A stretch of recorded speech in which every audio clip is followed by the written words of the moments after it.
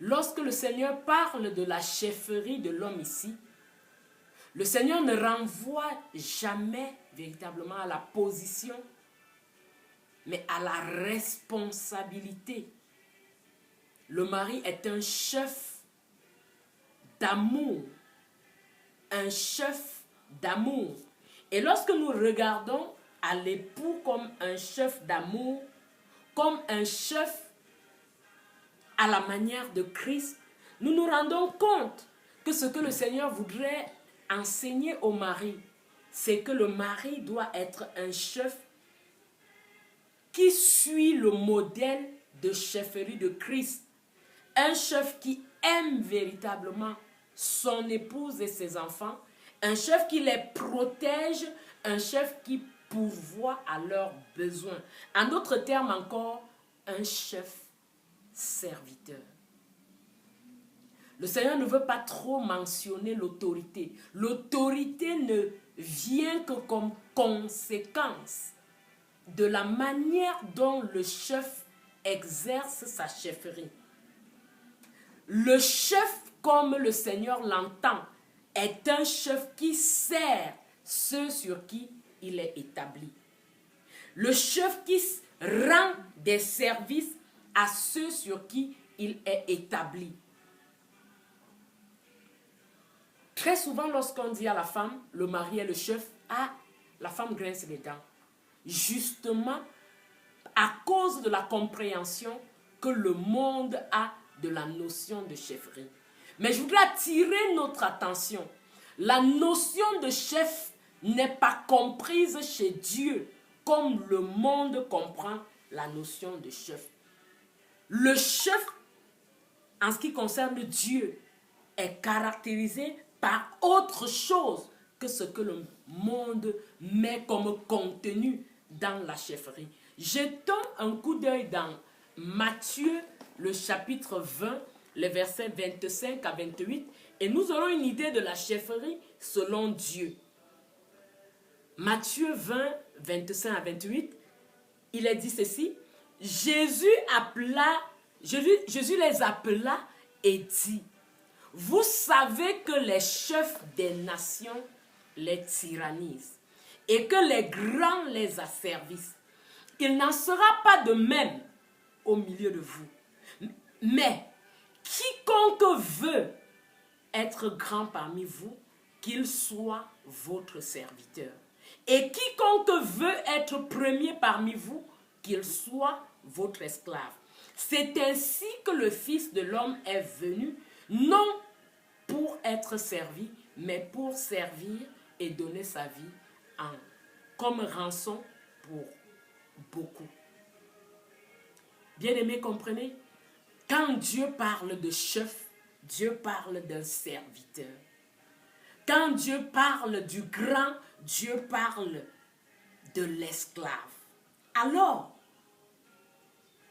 si nous comprenons bien cette écriture, moi je dirais, montrez-moi un mari qui, au moment où il s'engage dans les liens du mariage, se donne le défi d'aimer et de servir sa femme. Et je vous montrerai un mari heureux dans le foyer.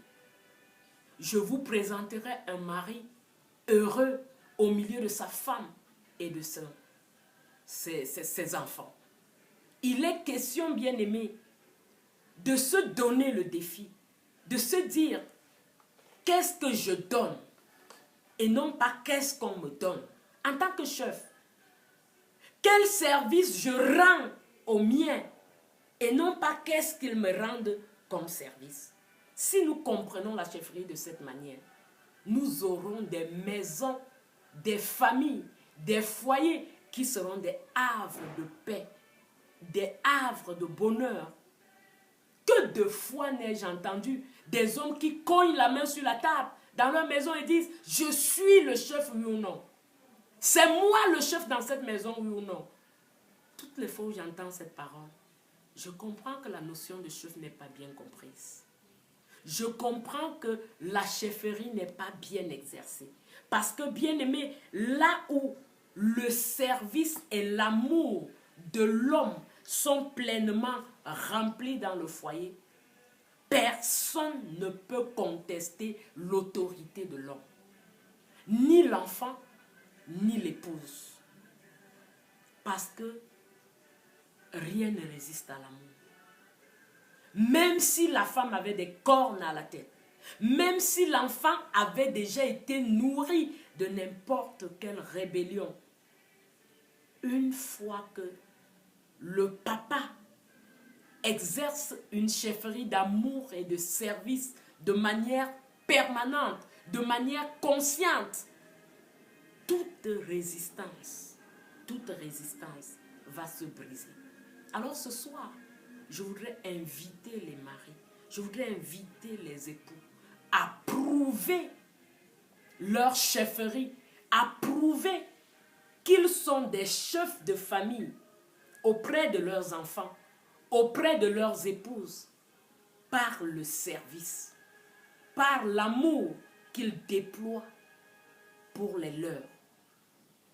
Mais dans une société comme la nôtre, où on pense que si un homme aide sa femme dans tel ou tel service, c'est que la femme l'a déjà mise en bouteille. Ce sera assez difficile. L'homme voudrait même quelquefois le faire, être tellement serviable pour son épouse et ses enfants, mais lorsqu'il regarde au voisin qui va dire « c'est toi qui es la femme dans cette maison » ou bien c'est ta femme qui est réellement la femme. Très souvent, on est pris à ce piège et on essaye de faire comme tout le monde autour de nous est en train de faire pour que nous moissonnions le désastre que nous avons dans les maisons. Parce que toutes les fois où nous n'allons pas aligner nos actions sur la pensée de Dieu, nous irons toujours au-devant de graves difficultés. Que ce soit dans le mariage, que ce soit dans n'importe quel autre domaine de notre vie. La parole de Dieu est parfaite et elle est pour notre bien. Cher mari, c'est de ton foyer qu'il s'agit. C'est de ta famille qu'il est question. Et tu n'iras pas emprunter la famille du voisin pour y vivre.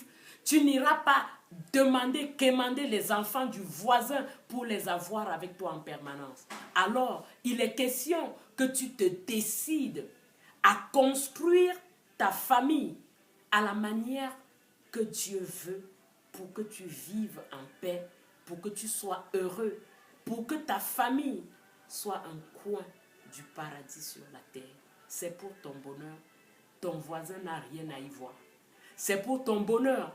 Ton frère de famille n'a rien à y voir. C'est toi et ta famille qui devez en bénéficier ou en pâtir.